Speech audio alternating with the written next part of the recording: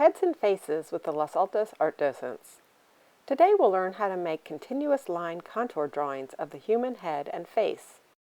For this lesson you'll need 3 to 4 sheets of white paper, 1 sheet of tracing paper if you have it. If not, another sheet of white paper will do. A pencil, a felt tip marker or pen. A Sharpie will also work if you're careful. A 6-inch square of paper or cardboard, scissors, a photograph or magazine photo, or printed photo from the internet of a human head and face, and some tape. Contour drawing is arguably the purest form of drawing, nothing but pure line. Most of us begin contour drawing instinctively, simply by picking a point on the edge of an object and drawing the outline. Today we're going to try to make continuous line contour and blind continuous line drawings ourselves. As the names imply, this technique means we will draw our subjects with one unbroken line, lifting our pens off the page only when our drawings are complete. These 2 line drawing portraits were drawn by the artist Pablo Picasso, and this is a photograph of the woman he portrayed.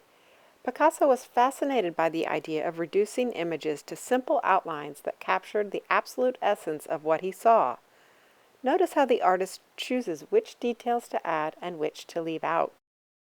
Picasso's continuous line drawings were studies in simplicity. He would draw animals, such as this portrait of his beloved dachshund, Lump, in one continuous stroke. Picasso and a photographer made blind continuous line drawings in the dark using a really long camera exposure and a flashlight. They had no idea what the images they created looked like until after the photographer was able to print the images. Here are some other examples of continuous line portraiture by other artists.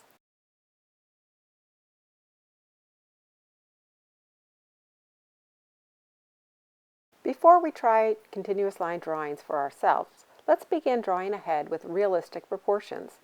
Not all faces have the exact same proportions, but this will allow you to draw a human face more realistically. Follow along with me as we go step by step. Feel free to pause the video as we go. Basically, heads are oval-shaped. To begin, let's draw with our pencil an oval on our first sheet of paper as large as possible. The average head is divided into 2 equal parts. The upper half reaches to the top of the scalp and the lower half to the point of the chin. Draw a horizontal line through the center. Faces are also symmetrical, so draw a vertical line through the center. The line dividing the head into 2 equal parts passes through the corners of the eyes. The distance between the eyes equals the width of an eye and the width of a nose. The eye has upper and lower lids. Lashes are attached to the lids. Not all of the eyeball shows. The lids cover part of it. Draw a line over each eye for an eyebrow. The bottom of your nose sits halfway between the eyes and the chin. It's about as wide as an eye. Draw the bottom of the nose only. Shadows will give the nose its triangular shape. The mouth goes halfway between the bottom of the nose and the chin. You can draw just 2 lines, the middle and the bottom lip lines, or you can draw the whole upper and lower lips. Ears extend from the eyebrow line to the end of the nose. They're bigger than you think. Add a sturdy, simple column for a neck. Take some time to finish your drawing. You can add hair, expression, maybe even a mustache. A drawing is not like a photograph. It needn't include every detail. Keep it simple. Next, we'll make a continuous line drawing of a face. I found this picture in a magazine, and I'm going to tape it to the window with the sun behind it. Then I'm going to tape my tracing paper or white paper over it. If you're using a Sharpie, it might bleed through to the photo, so make sure it's one that's okay to use. Again, a continuous line drawing means that the writing instrument never leaves the paper until you're done. You may have lines that double back on themselves, and you will have to draw lines where you would prefer blank space, but that's the point. Look closely and carefully. Draw slowly. Start with the eyes and work outward. As the artist, you decide what to put in, for example, earrings, and what to leave out, such as buttons.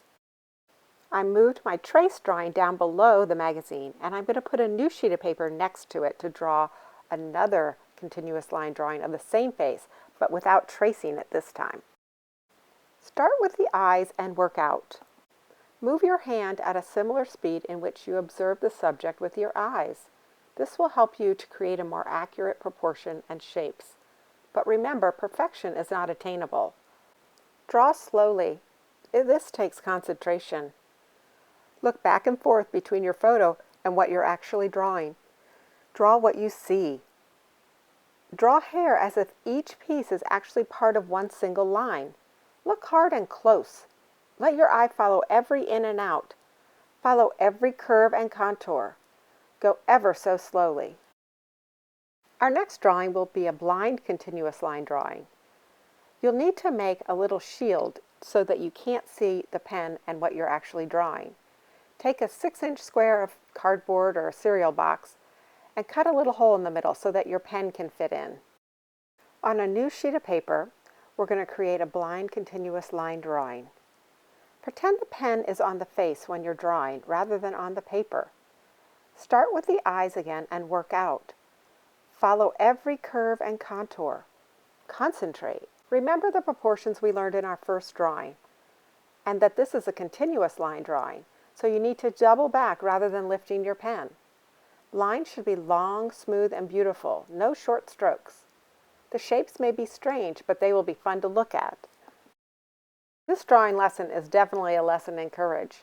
What was the biggest challenge you encountered? What was your favorite exercise? Was it easier or harder than you expected? What changes do you think you'd do next time to improve?